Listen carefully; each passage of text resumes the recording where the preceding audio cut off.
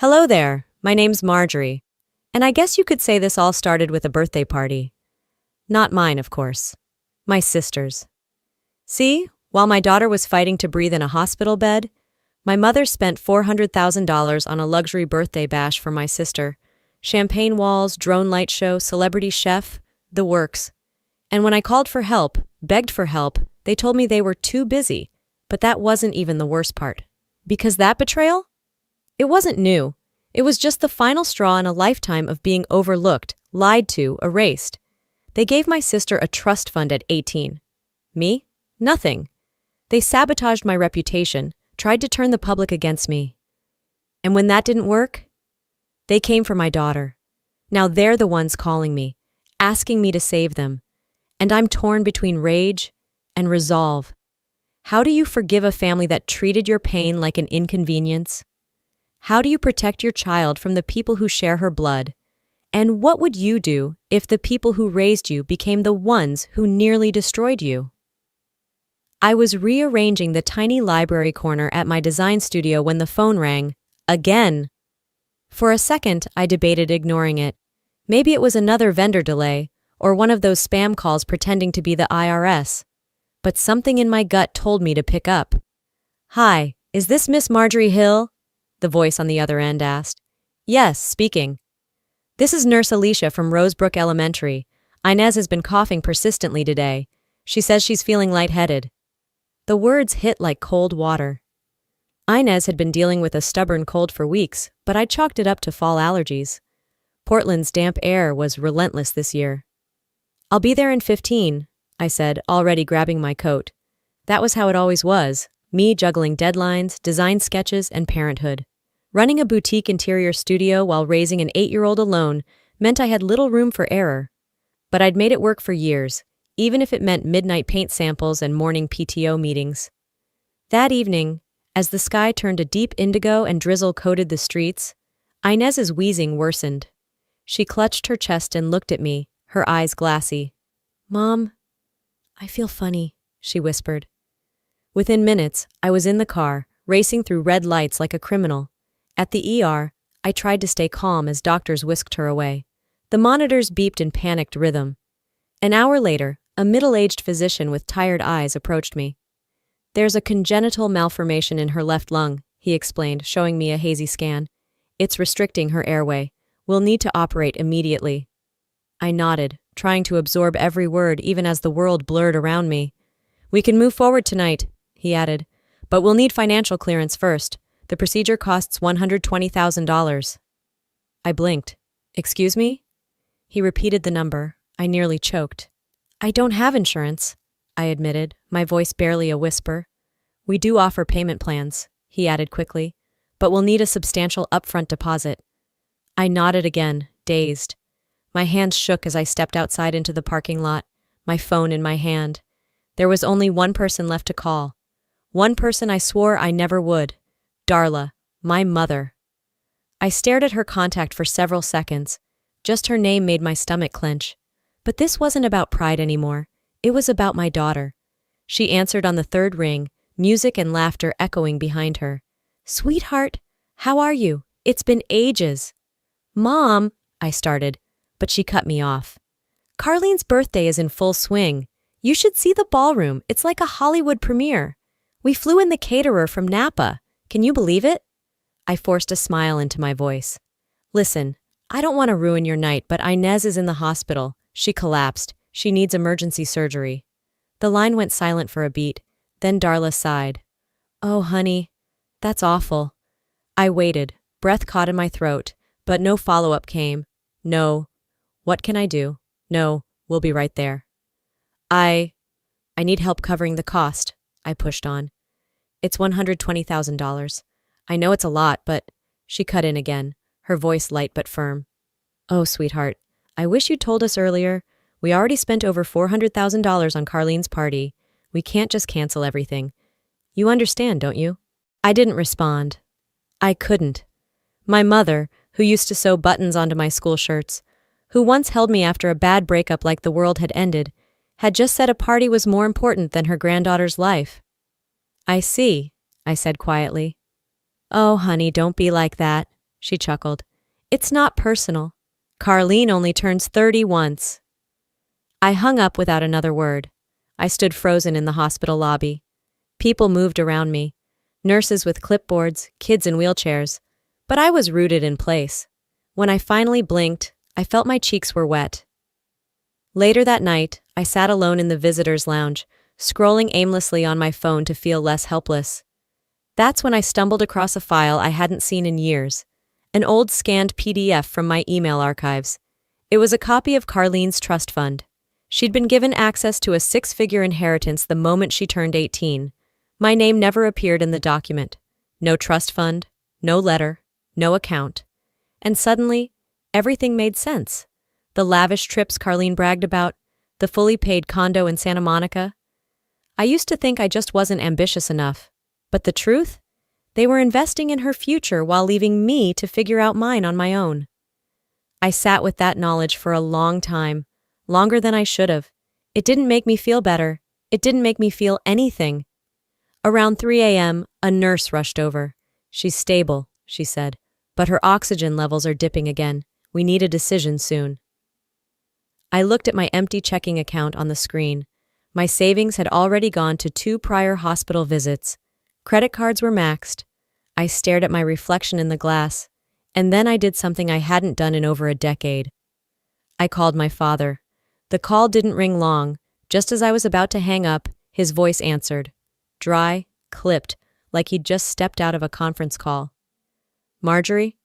I hadn't heard my father's voice in over 12 years, but it was still sharp, still calculated like a man constantly weighing risk. It's me, I said, trying not to sound like a child. Inez is in the hospital. She collapsed. They found something in her lung and she needs emergency surgery. He didn't ask how she was. He didn't ask what hospital. Instead, I heard the familiar scratch of a pen against paper. How much? He asked flatly. I hesitated. 120,000. I don't have that kind of money. I've tried everything. Mom said, stop. His voice sliced through the line. Your mother shouldn't have been your first call. Of course she was, because deep down, despite everything, I thought a mother couldn't turn away from her grandchild. But I didn't say that. I swallowed the lump forming in my throat. Leonard cleared his throat. I can help, but I'll need something in writing. I blinked, confused. What do you mean? I'll wire the funds to the hospital, but you'll need to forfeit your rights to the family trust. You were never officially removed, but it's better to have it on paper now. Clean. A long silence stretched between us, the kind where time stops and choices cement. So that's what I'm worth? I said, my voice cracking. A clean exit? You'll pay for your granddaughter's life, but only if I vanish from yours. He didn't deny it. Leonard, was this your plan all along? I heard him sigh, not in regret, but irritation. Marjorie, everything in life is transactional. This is no different. I ended the call before my rage could speak louder than my dignity. My hands trembled as I placed the phone on the bench beside me. How do you grieve parents who are still alive? A memory surfaced like a splinter, one I thought had healed over. It was years ago, sometime during college break. I had walked into my mother's study looking for stamps. Instead, I overheard her on the phone with someone talking about restructuring documents to simplify the trust. You understand, Leonard, she'd said then. We can't have it split 3 ways. Carlene is the future. She knows how to represent the family. Marjorie, she always goes off script. I didn't understand then. I thought they were talking about speeches or holiday cards. Later, when I tried to ask about it, they both brushed me off. Don't overthink things, Mom had said, with that saccharine tone reserved for people she barely tolerated. You're too sensitive, Marjorie. Years later, after Inez was born, I got curious. I contacted William Finch, an attorney who had worked with our family when I was a teenager. He remembered me immediately. In fact, he was the one who first explained what a trust really was.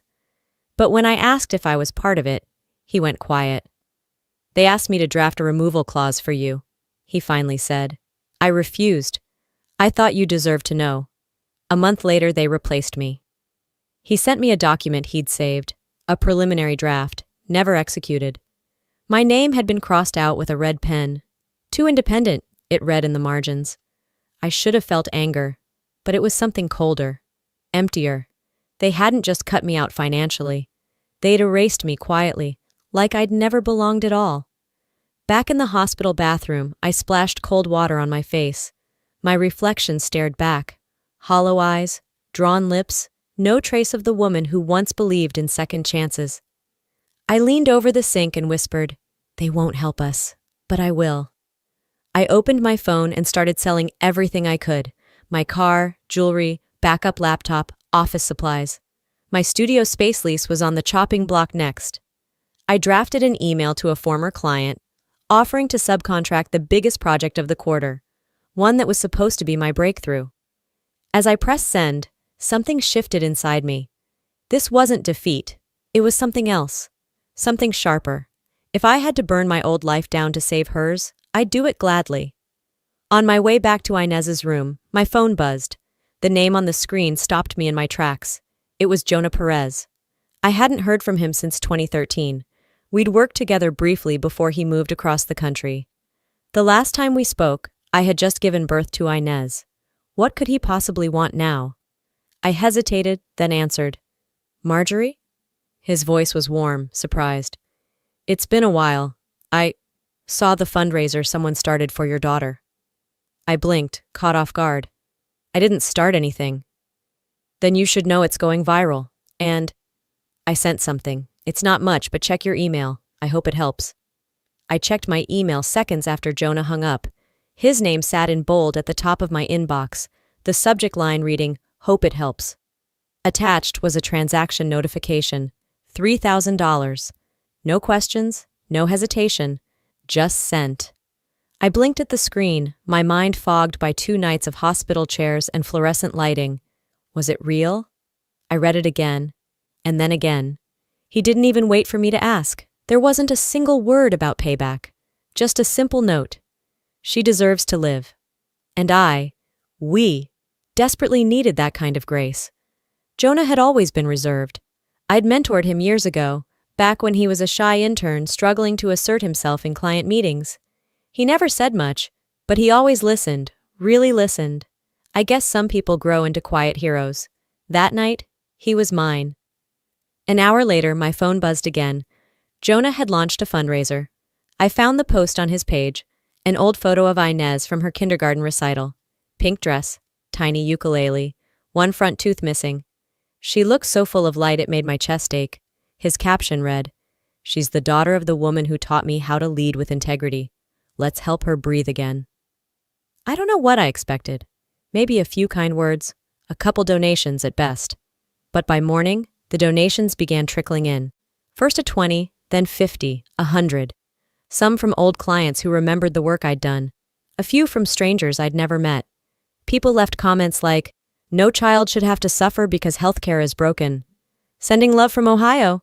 "Hang in there, mama." Each donation felt like a life preserver tossed into a rising tide. I sat by Inez's bedside, her little hand resting in mine, and scrolled through every name on the donor list. I didn't know most of them, but each one meant something. Each one was a tiny spark of hope. For the first time in weeks, I allowed myself to believe we might actually get through this. That hope lasted 48 hours. It started with a shift in tone, subtle at first. The comments beneath Jonah's post changed. Questions popped up. Why isn't her husband helping? Where's her real family? How do we know this isn't another fake story? At first I brushed it off. Online trolls were nothing new.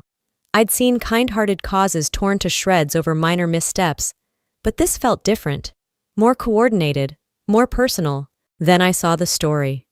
Carlene's Instagram, champagne glass, cupcake tower, gold lettering in the background spelling her name. The overlay text? "Some people will fake anything these days, even a crisis. Stay vigilant, folks." She didn't tag me. She didn't have to. Anyone who knew us, even vaguely, could put the pieces together. Her followers certainly did. They jumped into the comments like wolves. By nightfall, the post had been picked up by a gossip account with over 500,000 followers. The caption? "Carlene hints at family drama, Older sister accused of faking daughter's illness for cash. The comments were brutal. She's always been dramatic. Didn't she fail at her last business? Desperate much? The worst part? A hashtag started trending. #sick for sympathy. I sat in the hospital cafeteria, a half-eaten sandwich congealing on the tray beside me, and scrolled through the posts with numb fingers. My face, my pain, had become someone's mid-scroll entertainment. They didn't see the oxygen machine ticking beside Inez's bed. They didn't hear the panic in her breathing or the quiet prayers I whispered every night. All they saw was a story they could twist into memes and mockery. I told myself not to care, that none of it mattered, that what mattered was Inez. But then I walked back into her room, and the nurse looked at me differently. Not unkind, just cautious. She hesitated, then said, "We've had a few calls, people asking if her case is real." I froze. I wanted to scream, to rip open the blinds and shout, "Come see for yourself. See her hooked up to these wires. Look at her and tell me this is fake." But I didn't. Because when your own sister publicly casts doubt on your story, strangers take it as permission to do the same. Later that evening, I got a message in my work inbox. It was from a client I'd been collaborating with for over a year, a local kindergarten redesign, a project I'd put heart and soul into. We'd nearly finalized the plans. Just last week, they'd asked me to present to the board. Their message was short, clinical. Due to recent online attention and reputational risk, we are terminating our partnership effective immediately. I reread the sentence at least 5 times, waiting for my brain to reject it. But it didn't. It just sat there, cold and final. I didn't cry. I didn't move. I just stared, hollowed out and still. They weren't just trying to humiliate me. They were trying to erase me. For the next 2 nights, I barely left the hospital. I took calls in the hallway, answered emails from the back stairwell, and slept sitting upright in the blue vinyl chair next to Inez's bed. Her breathing had steadied, but the oxygen tube still hugged her face like a second skin. When I wasn't comforting her, I was trying to figure out how to keep our lives from collapsing completely. My studio's main contract was gone. That kindergarten project wasn't just income, it was credibility. Losing it meant every potential client would see me as a risk. I called 3 of them to reassure them. 1 didn't pick up. The other 2 gave me polite brush-offs and promised to reevaluate next quarter. But we both knew what that meant. Then the bank called. I missed the first attempt. I was helping Inez sip water when my phone buzzed. By the time I returned the call, the voice on the other end was direct and disinterested. "You've missed 2 payments on the lease. If we don't receive a minimum balance by next Friday, we'll have to begin proceedings." I said, "I understand," even though I didn't. That afternoon, I made a spreadsheet. I listed everything I could sell. My car, already posted online. Jewelry from my mother's Passed Down with Love collection. That felt laughable now. My dining table. 2 vintage chairs I used to joke would be my retirement plan. A bookshelf, an iPad, even my grandmother's sewing machine. Inez needed to breathe. If I had to give up every piece of comfort I had left, so be it. The following morning, I arrived at the hospital early. The sun hadn't risen yet. The air outside was biting. I was halfway through folding one of the hospital blankets when someone knocked gently on the doorframe. Theo. He walked in slowly, carrying a brown paper bag from the grocery store and a folded lavender blanket tucked under his arm. "I figured you haven't been home in a while," he said quietly. I didn't realize how badly I needed a familiar face until I saw him standing there in that old peacoat, like nothing in the world could shake him. "Is she awake?" he asked, peeking toward Inez. "Just resting." He pulled out some essentials: applesauce cups, granola bars, hand wipes, a new toothbrush. Then without a word, he unfolded the blanket and laid it gently over Inez's legs. He didn't ask questions. He didn't pry. And that silence, that quiet presence, said more than any speech could have. As we stood there, the door opened again. This time it was Avis and Dorian. Avis wore a soft smile, holding a thermos in both hands. Dorian followed with a large box wrapped in blue paper. He set it down without explanation. I didn't need one. They had come, not out of obligation, but love. I offered them chairs. We sat around Inez while she dozed, talking in hushed tones about anything but what was happening. Later, As Theo took Inez to the common room for her daily walk, Avis asked me to join her in the hallway. Her tone changed, serious, steady. "Marjorie," she said, "we have something to tell you." I braced myself. "We sold our house." My breath caught. "Wait, what? You can't, why would you?" Dorian stepped beside her. "Because she's our granddaughter, and because you're our daughter, even if no paperwork ever said so." My knees buckled. I leaned against the wall for balance. "You'll stay in our place until you're back on your feet," Avis added. "And before you ask, we already signed the contract. No turning back." I tried to speak, but nothing came. She gently placed her hand over mine. "A house can be rebuilt, but you're our home." And then, like she'd been waiting for the right moment all along, she reached into her purse and pulled out a folded document. "This," she said, "is a lease agreement I co-signed on your studio months ago. I didn't want to interfere. I just wanted you to have a net if you ever needed it." It took me a moment to understand. She had guaranteed the space, for me, long before the drama, long before the world turned against me. Because some people see you even when you're invisible to others. I hugged them both in the hallway, tears silent and hot on my cheeks. Theo stood nearby, watching us with kind eyes. As I exhaled into Avis's shoulder, I realized something I hadn't dared admit until then. "I know who my real family is now," I whispered. And just as I said it, I felt something shift inside me. Not anger, not grief. Peace. But the past doesn't let go just because you've found peace. The next morning, I was folding Inez's clothes at the end of her hospital bed when my phone lit up with a name I hadn't seen in years. Mom. My hand hovered above the screen. For a moment, I debated letting it ring, but curiosity got the better of me. I picked up. Her voice was soft, broken almost. "Marjorie, we need help." She didn't say hello. No fake warmth, no pleasantries. "The bank's going to take the house," she said. "Your father won't admit it, but we're out of time. If we don't find the money this week, it's gone." I didn't speak.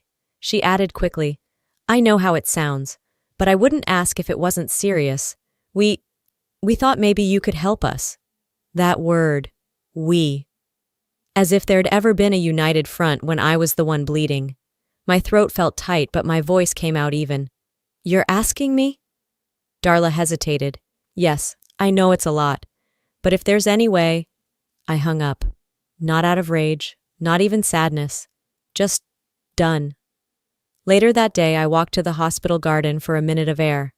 I was halfway through a cup of weak coffee when my old neighbor, Rebecca, texted me a screenshot. Carlene's texts. They were in a group chat, sent to someone Rebecca knew from work, who had posted about the fundraiser online. Somehow, they'd leaked. Carlene had written, "If we don't get ahead of this, our name is going to be dragged for years. We need to flip the script. Then, let Mom cry poor. Let Dad act distant. I'll post something sentimental later. Maybe even an apology. Damage control is about timing. And finally, she can't outlast us. She never could." My fingers tightened around my phone. For a second, I thought I might crush it. This wasn't about reconciliation. It was PR. My own sister, my mother, my father. They weren't crawling back because of guilt. They were drowning in their own mess and thought I'd be too desperate to notice the difference. They didn't want forgiveness.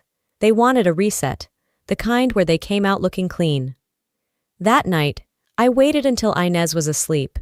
Then I sat in the apartment's living room, facing the dim glow of my laptop. I turned on the webcam and pressed record. No filters, no edits, just me. "If you're calling me for help," I began, "you already know who has the power now." I paused, not for effect, but because I needed to feel every word. And I'm not afraid to use it. I didn't raise my voice. I didn't cry, but my stare didn't flinch once. "You told the world I was dramatic, that I was lying, that I was reaching for sympathy, and now you want to pretend this never happened?" I leaned closer. "No." I clicked stop. Attached the file to an email, sent it to all three of them. No subject line, no message, just the truth. The family group chat, one I hadn't seen light up since 2014, went dead silent. No response. No dots indicating someone was typing, just the ghost of their shame sitting in my inbox like an unfinished sentence. I shut the laptop. It was after midnight when I heard my email ping again. I hesitated, then opened it. A new message, from my father's assistant. Subject: let's talk, face-to-face body. They're requesting a meeting. You pick the place.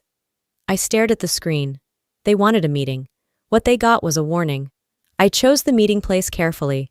My studio, midday, with the soft glow of filtered light bouncing off pale wood floors. The air smelled faintly of lavender and graphite. The walls displayed work I'd finished just weeks before.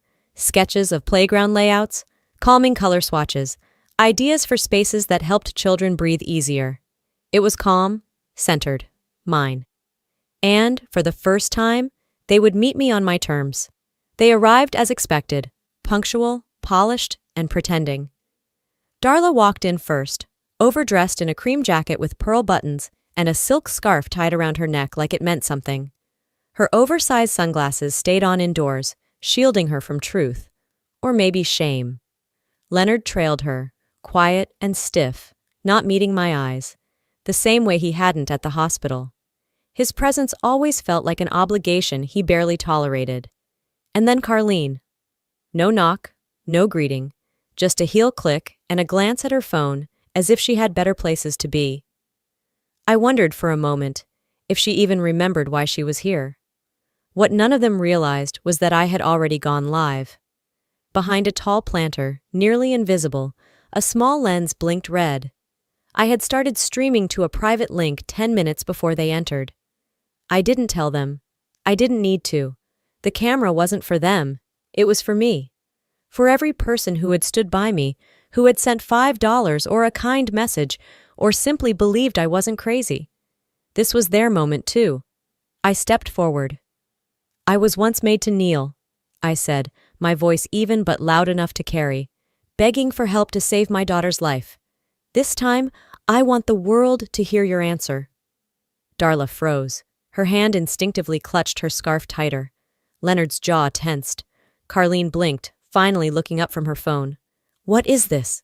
She snapped, spotting the red live badge glowing on the monitor behind me. You said you wanted to talk, I said. Let's talk. Darla's voice quivered. We thought you were exaggerating. You've always been emotional, Marjorie. I tilted my head. When I told you your granddaughter might not make it, and you said the money was already spent on Carlene's birthday party, was that just me being emotional too? She looked away. Leonard remained silent, his hands clasped behind him like a man in church who'd lost his faith, and Carlene scoffed. You act like your life is the only one that matters. That party was planned for months. There were sponsors, cameras, deals tied to it. Deals? I echoed. And Inez's lungs? Her life? Was that just poor timing for your business calendar? The live comments were already rolling in, fast and furious. Then, as if fate wanted its own say, my laptop pinged. A viewer had submitted a file, an anonymous video clip. I hesitated, then clicked. Darla appeared on screen, standing in her walk-in closet, facing a large mirror. Her reflection stared back hollow, unbothered. I'm so sorry for how things played out, she rehearsed, dabbing a tissue under her dry eyes. She paused, reset. We failed her, and we're ashamed of that, she repeated, this time slower, leaning into the words like she was fishing for an award. Then came Carlene's voice off-screen. Slower, add a sniff. Cry on the second line. People love a redemption arc. I didn't say a word. I just turned the camera to the screen and played it, uninterrupted. The chat exploded. Viewers raged. They rehearsed this? This is next-level fake. She's crying over bad PR, not her granddaughter. Darla turned pale. Leonard looked like he might disappear through the wall. Carlene's face flushed with anger, her nails curling into her palms. You think this changes anything? She barked. You think you've won now? Because of a stupid video? I looked into the camera, into the eyes of every stranger who ever whispered, You're being too sensitive. And I said, I haven't won anything, but now I'm no longer afraid to lose. With one click, I ended the live stream. The morning after the live stream, I was still floating somewhere between exhaustion and disbelief when a knock rattled my apartment door.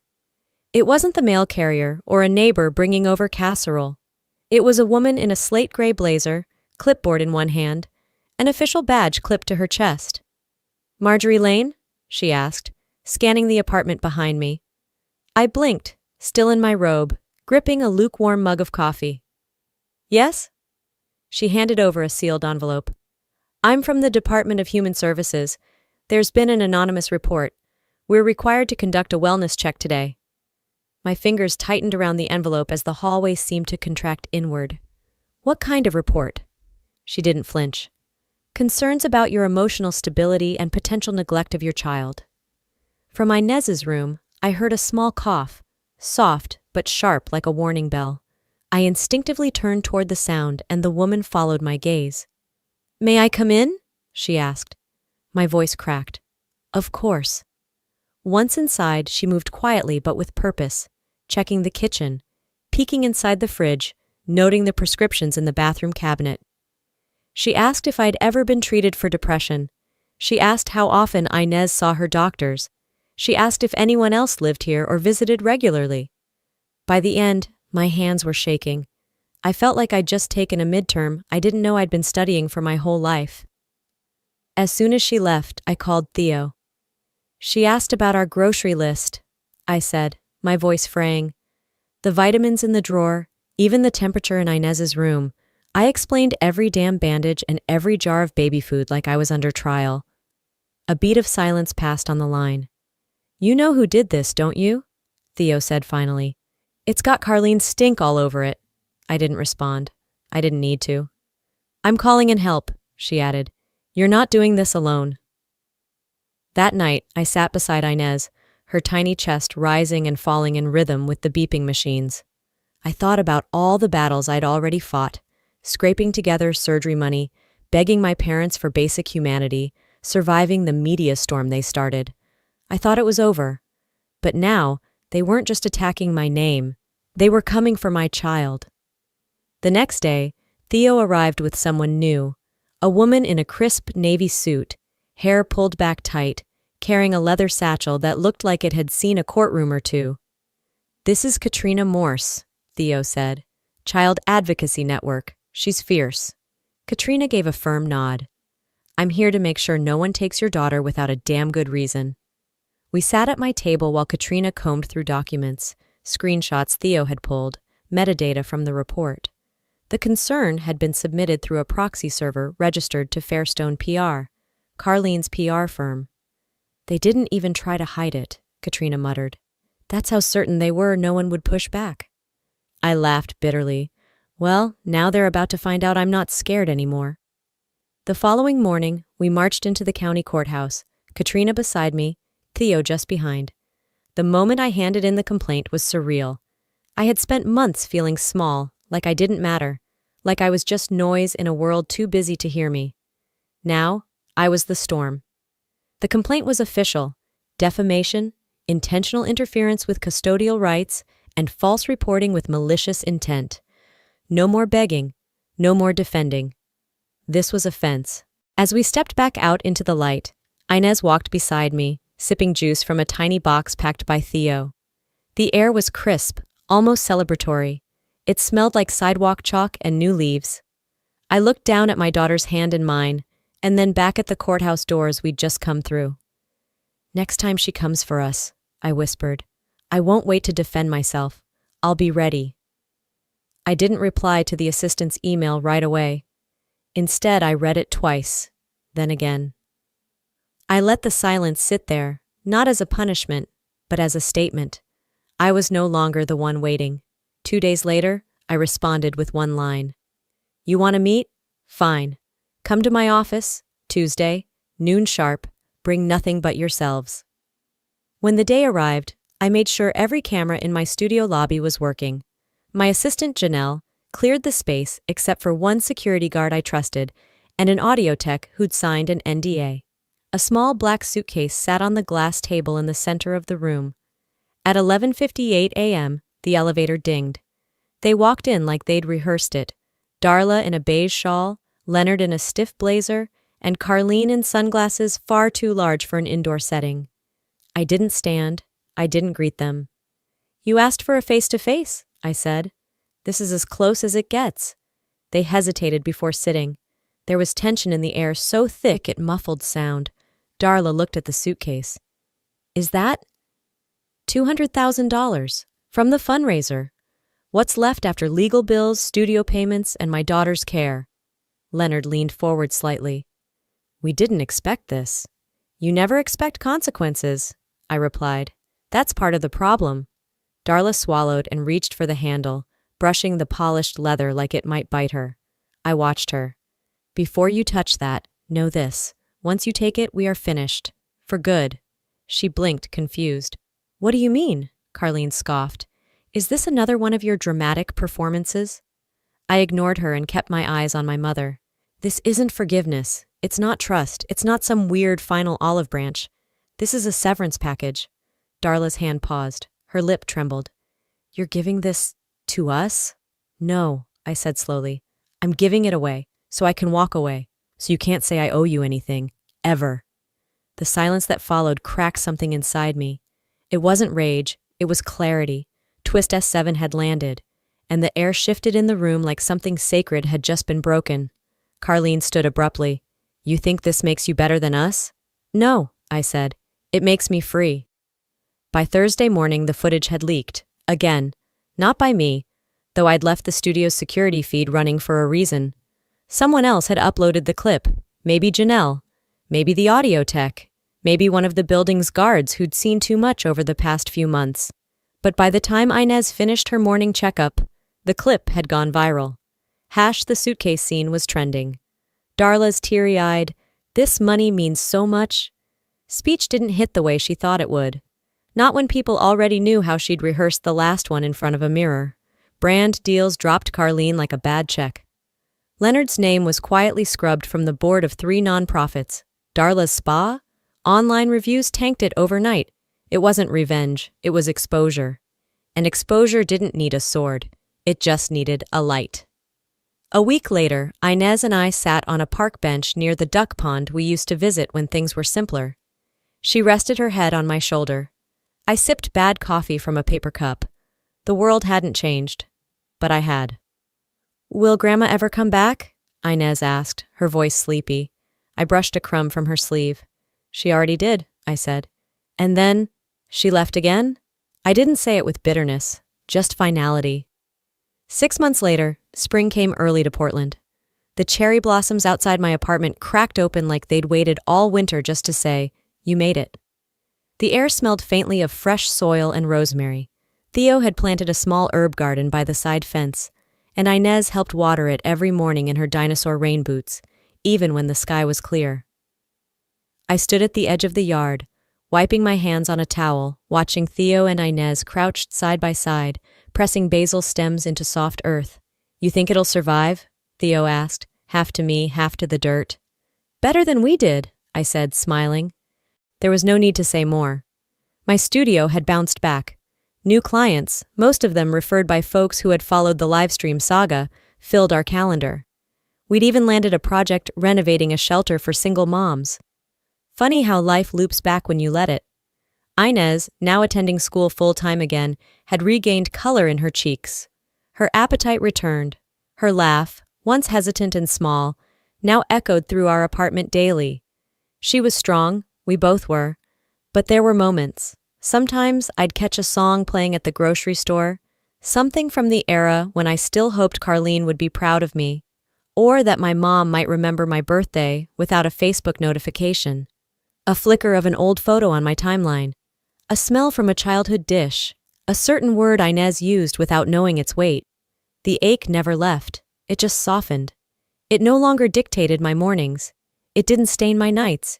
It simply lived there, like scar tissue under skin. Not gone, but no longer tender to the touch. Healing, I'd learned, wasn't a goal. It was a rhythm. No one from the other side ever reached out again. Not even after the news ran stories about Leonard's frozen accounts.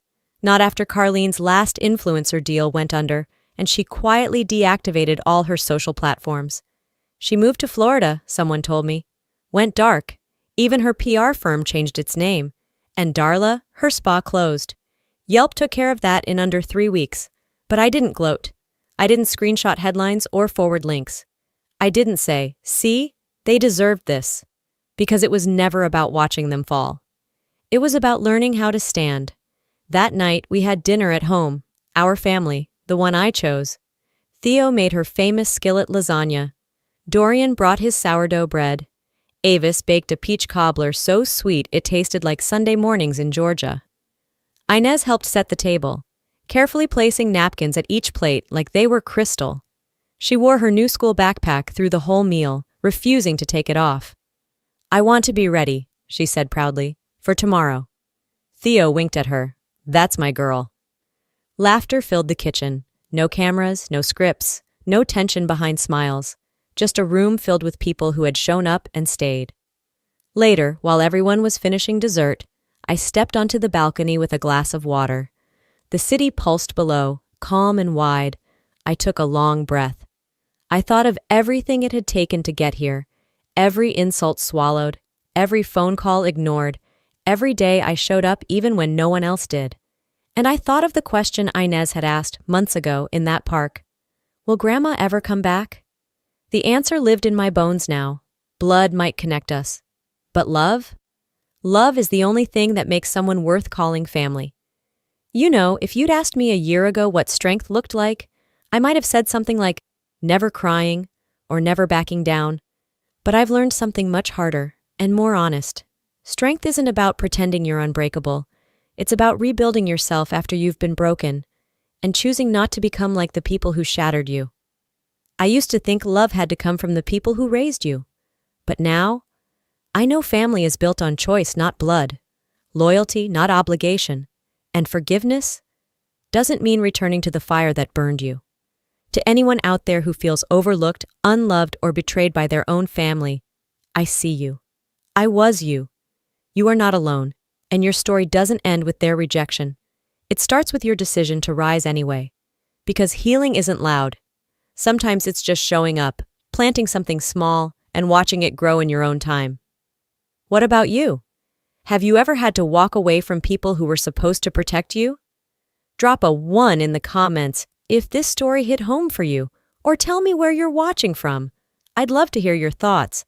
And hey, if this video made you feel seen or gave you even a moment of hope, don't forget to subscribe so you won't miss the next real story that might just speak to your heart. This is Marjorie's story, but maybe in some ways, it's yours too. Thanks for being here. See you in the next one.